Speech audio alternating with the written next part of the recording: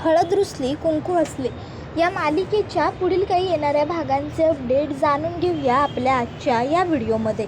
चला तर मग मित्रांनो, अजिबात वेळ वाया न घालवता सुरुवात करूया आपल्या आजच्या या व्हिडिओला. तर आता आपण इथे पाहणार आहोत की कशा पद्धतीने आता इकडे कृष्णाला दुष्यंतच्या नजरेतून पाडण्याचा प्रयत्न करणारी पूजा स्वतःच्याच प्लॅनमध्ये अडकते आणि तिचा प्लॅन फ्लॉप होतो. आता नेमकं काय घडतं, कसं घडतं, हे सगळं जाणून घेऊया आपल्या आजच्या या व्हिडिओमध्ये. तर आता आपण पाहतोय की रात्री दुष्यंत कृष्णासाठी अंगाई गात होता. हे सगळं काही पूजाने तिच्या डोळ्यांनी पाहिलेलं असतं आणि त्यामुळे आता पूजाला खूपच जास्त जेलेसी झालेली असते. काहीही झालं तरी मी डीला कृष्णाच्या इतक्या जवळ येऊ देणार नाही आणि त्याला फॉरेनलाही जाऊ देणार नाही. काहीही झालं तरी तो माझा आहे, फक्त माझा, आणि तो माझाच राहिला पाहिजे. मग त्यासाठी मला त्या कृष्णाच्या जीवाचं काही बरं वाईट करावं लागलं तरीही चालेल असा विचार पूजाने केलेला असतो. पूजाने आता पाण्यात करंट सोडलेला असतो, पण ऐनवेळी तो करंट दुष्यंतलाच लागतो आणि कृष्णा वाचते. पूजाचा एक प्लॅन तर फ्लॉप होतो, उलट त्याचा दुष्यंतला त्रास होतो. मग आता पूजा ठरवते की नाही, काहीही झालं तरीही चालेल, पण तरीही मी त्या कृष्णाला डी बरोबर राहू देणार नाही, म्हणजे नाहीच. त्यांना वेगळं करण्यासाठी मला काही ना काहीतरी पर्याय शोधून काढावाच लागेल. आता या विचारांमुळे पूजाला रात्रीची झोपही लागत नसते. मग पूजा आता रात्री झोप येत नसते, त्यामुळे गच्चीवरती उभी असते. आता ती बाहेर उभी असताना तिला दारू पिऊन आलेला जयकांत दिसतो. आता जयकांत इतक्या नशेत असतो की जयकांतला चालण्याची सुद्धा शुद्ध नसते. आता पूजा जयकांतला बघते आणि म्हणत असते, ह्या दारुंड्याबरोबर आई माझं लग्न लावून द्यायचं बोलत होती ना. ह्याला दारूतनं काही सुचत ना, काय ना ह्याला बोलण्याची पद्धत आहे ना याला चालण्याची पद्धत आहे. दारू प्यायला का ह्याला वेड लागतं, याच्यासमोर कोण आहे हे याला कळतच नाही. हा याच्याच जगाचा राजा होऊन जातो, मनात येईल तसं वागतो, कारण नशेमुळे याला काही सुचतच नाही.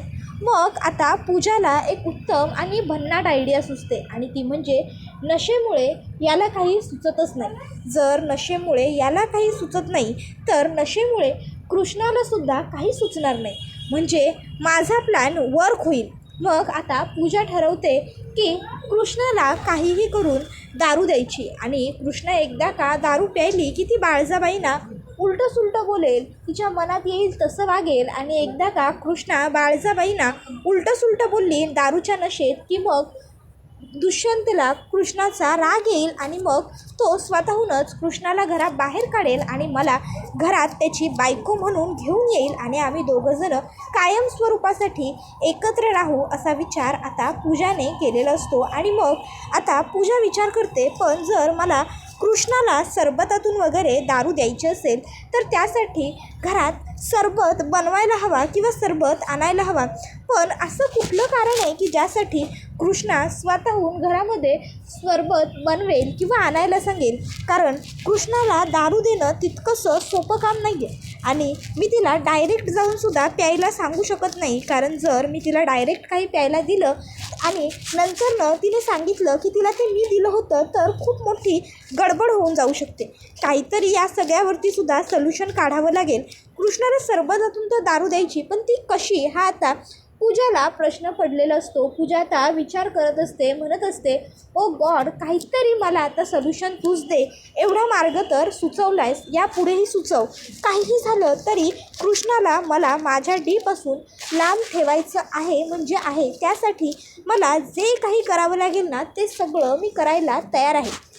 मग आता पूजा ही बुद्धीला त्रास द्यायला लागते, लोड घ्यायला लागते. काय करता येईल, काय करू शकते याचा विचार करू लागते, पण तिला मात्र आता काही सुचत नाही. पूजा आता खोलीत येरझाऱ्या घालायला लागते, खाली येते, पण तरीही तिला काही सुचत नाही. ती विचार करत असते की काय करू. आता असाच दुसरा दिवस उगवतो. विचार करता करता अजूनही पूजाला काहीही सुचलेलं नसतं की कृष्णाला कशा पद्धतीने ड्रिंक करवायचं, काय करायचं. पूजा ही विचार करत असते. पण आता दुसऱ्या दिवशी रात्री जेवताना इकडे दुष्यंत कृष्णाला सांगतो, कृष्णा, मला ना लिंबू सरबत प्यावं वाटतंय, तर जरा जेवून सगळ्यांसाठी लिंबू सरबत बनवशील का? त्यावर कृष्णा म्हणते, अहो दुष्यंत सरकार, विचारायलायसा काय? अहो हक्काने सांगा की, बायकोला सांगणार नाही तर कुणाला सांगणार? तुम्हासनी इच्छा झाल्या ना व लिंबू सरबत प्यायची, तुम्ही एक काम करा, तुमची जेवणं होऊ द्या निवांत, तोवर मी लिंबू कापाय घेतो, सरबत बनवतो. मस्त जेवलात की थंडगार सरबत प्या, म्हणजे तुम्हासनी छान गाढ झोप लागल, बरं वाटेल काय. आणि मग कृष्णा ही आता ताबडतोब स्वयंपाकघरात जाते आणि सदाकाकांना सांगते, सदाकाका मला लिंबू सरबत बनायचं आहे, तर लिंबू सरबतासाठी लागणारे लिंबू काढून द्या. सदाकाका म्हणतो, अहो मालकीनबाई तुम्ही कशाला करताय, मी हाय नवं, मी करतो की. त्यावर कृष्णा म्हणत असते, नाही नाही सदाकाका तुम्ही नका, तुम्ही राहू द्या, मीच बनवते सरबत. दुष्यंत सरकारांनी मला सांगितलं ना सरबत बनवायला, मी बनवते. आणि मग कृष्णा सरबत वगैरे छान बनवते आणि आता ती सगळ्यांना सरबत द्यायला बाहेर येते. आता पूजा मनातल्या मनात म्हणत असते, वाह वाह कृष्णा वाह, तू स्वतःहूनच माझ्यासमोर संधी आणून ठेवलीस. देवा तू तर माझ्यासाठी आज लॉटरीच लावलेली आहेस. म्हणजे जर कृष्णानेच बनवलेल्या सरबतात कृष्णा दारू प्यायली तर सगळ्यांना असंच वाटेल की हे सगळं कृष्णाने जाणून बुजून केलेलं आहे आणि कोणाचा माझ्यावरती संशयही येणार नाही आणि माझं कामही अगदी चट्टसरशी होऊन जाईल. मग आता पूजा ही सरबत कृष्णाने दिल्यावर हातात ग्लास घेते आणि म्हणत असते की मला पाणी हवं आहे, मी पाणी पिऊन आले. आणि मग ती पाणी प्यायला जायच्या बहाण्यावरती आता अलक जयकांच्या रूममध्ये जाते. जयकांच्या रूममधनं ती एक 90ची क्वार्टर घेऊन येते आणि आता ती 90ची बाटली कृष्णाच्या सरबतामध्ये मिक्स करते आणि म्हणत असते, कृष्णा आता खरी मजा येणार, आता खरा डाव रंगणार. आतापर्यंत तू खूप मजा मारलीस, आतापर्यंत माझ्या बरोबर बायको म्हणून सुद्धा खूप मिरवलंस, आता बघ काय घडतंय ते. त्यानंतर मग कृष्णा पूजाला म्हणते, पूजे सरबत पिकी, तुला आवडतं नवं लिंबाचं सरबत. अगं मला ठावं आहे तुला लिंबाचं सरबत लई आवडतं म्हणून, पिकी लिंबाचं सरबत, तुला आवडतं नवं जास्ती साखर घातलेलं लिंबाचं सरबत, म्हणून मी तसं सरबत बनवलं. तुला ठावं आहे, आठवायला आहे काय तुला, पूर्वी ना तू डाएट का काय ते करायचीस का नाही, तेव्हा तू हे असलं फक्त जास्ती साखरीचं लिंबाचं सरबत प्यायचीस, नाहीतर बाकी तुला चहात बी साखर नाही चालायची. मग पूजा आता मला नाही आठवत आहे असं म्हणत गुपचूप लिंबाचं सरबत पिऊ लागते. कृष्णा म्हणते, जाऊ दे, नाही आठवत नवं तुला, काय हरकत नाही, हळूहळू एक एक करून तुला समध्या गोष्टी आठवायला लागतील बघ. हळूहळू देर आहे दुरुस्त आहे म्हणतात का नाही, तेच खरं, तुला बरं वाटतंय एवढं काही कमी आहे वे माझ्यासाठी. त्यानंतर मग आता दुष्यंत कृष्णाला म्हणतो, कृष्णा तुला सरबत उरलं नाही का, हे घे तू माझ्या ग्लासातलं पी. त्यावर कृष्णा म्हणते, अहो नाही दुष्यंत सरकार, मला बी आहे की किचनमध्ये माझा ग्लास आहे, तुम्ही पिऊन घेवा समजे, तुमचं होऊ दे निवांत, मग तुमचं आटोपलं का मग म्या पितो. त्यावर दुष्यंत म्हणतो, बरं ठीक आहे. आणि त्यानंतर मग कृष्णाला आता दुष्यंत म्हणतो, जा आता तू सुद्धा पिऊन घे, आमचंसुद्धा आटपलं आहे. मग कृष्णा आता सर्व काही जेवणाचा जो पसारा असतो तो सर्व आवरून घेते आणि त्यानंतर आता ती लिंबू सरबत किचनमध्ये पीत असते. आता लिंबू सरबत पीत असताना कृष्णाला लिंबाची आणि सरबताची चव जरा वेगळी वाटते, विचित्र वाटते. पण कृष्णा विचार करते की म्या भरपूर दिवसांनी लिंबू सरबत पितोय नवं, त्यामुळं कदाचित मला अशी चव वाटत असेल. जर लिंबांची चव चांगली नसती किंवा सरबत चांगलं झालं नसतं तर दुष्यंत सरकार थोडीच लिंबाचं सरबत प्यायले असते. त्यासनी तर प्रत्येक गोष्ट साफसुथरीच लागते ना व. चल म्या गुपचूप पिऊन घेतो. आणि मग आता कृष्णा ही लिंबू सरबत शांतपणे पिऊन घेते. आता कृष्णा लिंबू सरबत पिते का नाही ही गोष्ट पूजा गुपचूप किचनच्या बाहेर उभी राहून पाहत असते. आता जेव्हा पूजा पाहते की कृष्णाने अख्खाच्या अख्खा लिंबा सरबताचा ग्लास संपवलेला आहे तेव्हा पूजाला खूपच जास्त मज्जा वाटत असते. पूजा म्हणत असते, वाह वाह कृष्णा, शाब्बास, स्वतःच्या पायावर धोंडा कसा मारून घ्यायचा हे जर शिकायचं असेल ना तर ते फक्त तुझ्याकडूनच शिकता येऊ शकतं. तू आता लिंबू सरबत तर प्यायली आहेस, पण त्या लिंबू सरबताबरोबर तुझ्या पोटात काय गेलं आहे हे तुला माहीत नाही आहे. अजून थोडा वेळ फक्त तुला बरं वाटेल. थोड्या वेळानंतर तू तुझ्या शरीरावरचा आणि बुद्धीवरचा ताबा गमावलेला असशील आणि त्यानंतर घडेल ते फक्त माझ्या मर्जीप्रमाणे. तू फक्त आता जा त्या बाळजाबाईंना 4-5 शब्द काहीतरी उलटे सुलटे बोल, त्यांची चांगली खरडपट्टी काढ, खरी खोटी त्यांना सुनाव. मग बघ डीच्या आईला सुनावलं म्हणून डी कसा तुझी लायकी तुला दाखवून देतो ते आणि तुला स्वतःहूनच रांगडे पाटलांच्या घराबाहेर काढतो. एकदा का तू रांगडे पाटलांच्या घराबाहेर गेलीस की मग मला रांगडे पाटलांची सून बनण्यासाठी काहीही कष्ट करण्याची गरजच नाही आहे, कारण तू घराबाहेर पडल्यावर माझ्यासाठी सगळं काही सोपं होऊन जाईल. डीला माझं कसं बनवायचं हे तर मला अगदी व्यवस्थित माहीतच आहे. मग डी स्वतःहून अगदी आपोआप माझा होऊन जाईल आणि मी फक्त डीची असेन. डी आणि मी आम्ही लग्न करू आणि सुखाने संसार करू आणि तू असशील कुठेतरी भिका मागत किंवा तू असशील माझ्याच माहेरी पडून. पण कृष्णा, आय स्वेअर मी तुला तिथेही सुखाने जगू देणार नाही. जर तुला तिकडनंही मी बाहेर काढवलं ना तर माझंसुद्धा नाव पूजा नाही, पूजा कोल्हापुरे. तू माझ्या डीला माझ्यापासून हिसकावला आहेस ना, याची मोठी किंमत कृष्णा तुला चुकवावीच लागणार. तर इकडे आता सरबत पिऊन झाल्यानंतर थोड्या वेळानेच कृष्णाला आता नशा व्हायला सुरुवात होते आणि नशा व्हायला सुरुवात झाल्यावर इकडे कृष्णाला आता प्रत्येक गोष्ट दोन दिसत असतात.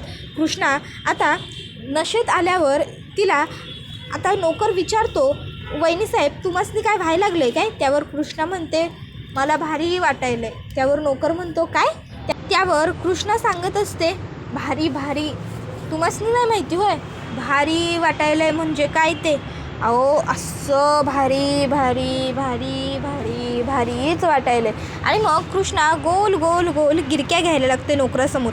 त्याबरोबर नोकर म्हणतो, वहिनीसाहेब मला वाटतं तुम्हासनी बरं वाटायला झालं आहे, तुम्ही वर जाऊन खोलीत आराम करा, झोपून घ्यावा.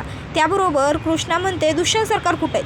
त्यावर तो नोकर सांगतो, दुष्यंत सरकार बाहेर बाळजाबाईंबरोबर आणि जयकांत साहेबांबरोबर बसलेत. त्याबरोबर कृष्णा म्हणते, जयकांत नालायक आहे तो. असो. मग कृष्णा आता बाहेर येते आणि मग बाहेर येऊन आता ती दुष्यंतच्या गळ्यातून हात घालते. आता बाळजाबाईंसमोर कृष्णाने दुष्यंतच्या गळ्यात हात घातलेले असतात. तर आता दुष्यंत जरा ऑकवर्ड होतो, लाजतो आणि म्हणत असतो, कृष्णा अगं तू हे काय करतेस? कृष्णा हात काढ माझ्या गळ्यातून. तू बघतेस ना आपल्यासमोर आई आहे, जयकांत आहे, काकीसुद्धा आली आहे आणि तुझं काय चाललं आहे? कृष्णा हात काढ. पण कृष्णा आता हात काढ बोलूनही गळ्यातले हात काही काढत नसते. जेव्हा आता दुष्यंत ही गोष्ट बघतो तेव्हा दुष्यंतच्या लक्षात येतं की नक्कीच काहीतरी गडबड आहे. आणि त्याचवेळी आता दुष्यंतला कृष्णाच्या तोंडाचा दारूचा वाससुद्धा येऊ लागतो. बाळजाबाई म्हणत असतात, ही काय वागण्याची पद्धत झाली का? ह्या मुलीला काही रीत भात अक्कल बिक्कल हाय का नाही म्हणजे आत्ता पाहू तर अक्कल नव्हती हिला असं मला वाटत होतं, पण नाही आता तर हिला थोड्या मोठ्यांचा धाक, थोड्या मोठ्यांचा आदर बी उरलेला नाही आहे हे मला कळून चुकले. दुष्यंता मला माफ कर रे बाबा, तुझ्यासाठी बायको आणताना मात्र तुझी आई चुकली. गावाचा न्याय बरोबर करते आणि स्वतःच्या लेकाच्या बाबतीत न्याय करता नाही आला आईला. जाऊ दे, ही कृष्णा ही का नाही ही ब्याद आहे एक नंबरची. आता बी हिनं काहीतरी उलटं सुलटं खाल्लेलं दिसतंय मला, म्हणूनच हिला भान नाही राहिलं. बघ तरी कशी वागायला. आता खरं तर बाळजाबाई ह्या संधीचा फायदा करून घेण्याचा प्रयत्न करत असतात, जेणेकरून त्या दुष्यंतच्या मनात कृष्णाबद्दल नको ते वाईट साईड भरवत असतात. म्हणजे दुष्यंत कृष्णावरती नाराज होईल आणि कृष्णाला रांगडे पाटलांच्या वाड्याच्या बाहेर काढून टाकेल असं आता बाळजाबाईंना वाटत असतं. त्यावर आता दुष्यंत म्हणतो, आई अगं काय बोलतेस तू, जरा शांत हो. हे बघ कृष्णा अशी उगाचच चुकीचं काहीतरी वागणार नाही, मला माहिती आहे काहीतरी गफलत झाली आहे, गडबड झाली आहे, मी बघतो ना. आणि मग आता तो कृष्णाच्या तोंडाचा वास घेतो व्यवस्थित आणि बाळजाबाईंना सांगतो, आई अगं कृष्णाला नशा झाली आहे कसली तरी, तू जरा शांत राहा. त्यावर बाळजाबाईंसमोर कृष्णा म्हणते, तुमच्या प्रेमाची नशा झाली आहे मला, तुम्ही मला प्रत्येक वेळी प्रेमानं सगळं काही आणून देता, त्याची नशा झाली आहे मला, तुमची नशा झाली आहे मला. त्याबरोबर आता बाळजाबाईंसमोर दुष्यंत जरा लाजतो आणि म्हणतो, आई कृष्णाची मनस्थिती आणि तब्येत दोन्हीही ठीक आहे असं मला वाटत नाही. मी एक काम करतो, मी कृष्णाला घेऊन जरा वेळ आमच्या खोलीत जातो, खोलीत ती पडली, तिने जरा आराम केला की त्यानंतर मग तिला बरं वाटेल. दुष्यंत कृष्णाला खोलीत घेऊन चाललेला असतो. कृष्णा म्हणत असते, अहो थांबा की मला बोलू द्या. पण दुष्यंत तिचं काहीच ऐकत नाही. तो तिला थेट रूममध्ये घेऊन येतो. रूममध्ये आल्यावर कृष्णा आता बेडवरती उभी राहते आणि म्हणत असते, दुष्यंत सरकार मला तुम्ही लईच आवडता. माझ्या बाची जेवढी जमीन आहे का नाही तेवढे जास्त आवडता मला तुम्ही. माझं तुमच्यावर लईच प्रेम आहे. आणि तुम्हाला ठाव आहे, तुम्ही मला म्हणता का नाही जे प्रेमानं ते बी मला लई आवडतं. आणि तुम्ही सतत समोर असलं का नाही की मला लई लई म्हणजे लईच भारी वाटतं. दुष्यंत आता कृष्ण हे जे काही बरळत असते ते फक्त ऐकत असतो, कारण दुष्यंतला ही गोष्ट व्यवस्थित माहिती असते की कृष्णा हे सगळं काही नशेत बोलते आणि नशेत माणूस नेहमी खरं बोलतो हे सुद्धा दुष्यंतला माहीत असतं. तर कृष्ण आता दुष्यंतला म्हणत असते, आता तुम्ही फॉरेनला जाणार, खरं बघायला गेलं का नाही तर मला तुमची लई म्हणजे लई लई आठवण येणार, पण आता काय करू, तुम्ही फॉरेनला जावं ही तुमची इच्छा आहे ना व तुमचं सपान आहे ना व फॉरेनला जाणं, म्हणून मग तुम्हाला थांबवणं बी मला योग्य वाटत नाही, म्हणून मी तुम्हाला माझ्या वचनातनं मोकळं केलं. पण दुष्यंत सरकार, तुम्ही फॉरेनला जाल आणि मला इस्रायल असं चालायचं नाही. तिकडं जा, माझी आठवण रोज काढा आणि माझी आठवण रोज काढून मला रोज फोन बी करा, मला रोज फोन करा, माझी रोज ख्याली खुशाली विचारा आणि तुमची ख्याली खुशाली मला सांगत जावा. दुष्यंत सरकार, तुमच्याबरोबर लगीन झाल्यानंतर मला नाती गोती माणुसकी ह्या समध्या गोष्टी कळाल्या बघा.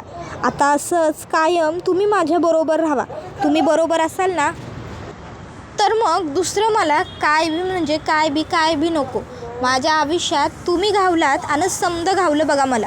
आता जेव्हा दुष्यंतला कृष्ण हे सगळं सांगते तेव्हा दुष्यंतसुद्धा खूप खुश होतो आणि मग नंतर शेवटी ते दोघंजणं एक होतात. आता ते दोघंजणं एक झालेले असतात आणि ही गोष्ट पूजा आता तिच्या डोळ्यांनी बघत असते. पूजाला पश्चाताप होत असतो तिने केलेल्या चुकीचा.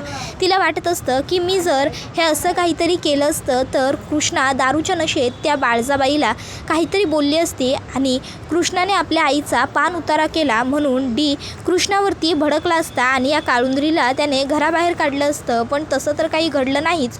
उलट ह्या कृष्णाला मी दारू पाजली त्यामुळे नशेत हिला डेअरिंग आली आणि डेअरिंगमध्ये हिने डीला हिच्या मनातलं प्रेम व्यक्त करून दाखवलं, बोलून दाखवलं आणि डीने सुद्धा हे सगळं एक्सेप्ट केलं आणि आता हे दोघंजणं एकत्र आलेत, रोमॅन्स करतायत चांगला. नाही, काहीही झालं तरी मला हे सगळं परवडण्यासारखं नाही आहे. डी फक्त माझा होता, माझा आहे आणि माझाच राहणार. पण आता मी काय करू, मी खूप मोठी चूक करून बसले, मी उगाच त्या कृष्णाला दारू पाजली असं आता पूजा विचार करत असते. पूजा पश्चातापाच्या आगीत आता जळत चाललेली असते की मला काय गरज होती, कोणी सांगितलं होतं मला हा नसता आगाऊपणा करायला. त्याबरोबर आता हा व्हिडिओ इथेच संपतो. व्हिडिओ आवडला असेल तर व्हिडिओला लाईक करा, चॅनलवर नवीन असाल तर चॅनलला सबस्क्राईब करा आणि बेल आयकॉन आठवणीने प्रेस करा, जेणेकरून तुम्हाला पुढच्या प्रत्येक व्हिडिओचं नोटिफिकेशन मिळत जाईल आणि सर्व व्हिडिओंचा आनंद हा अगदी उत्तम पद्धतीने घेता येईल. चला तर मग आजच्या पुरते इथेच थांबूया. टाटा, बाय बाय, धन्यवाद, take care all of you.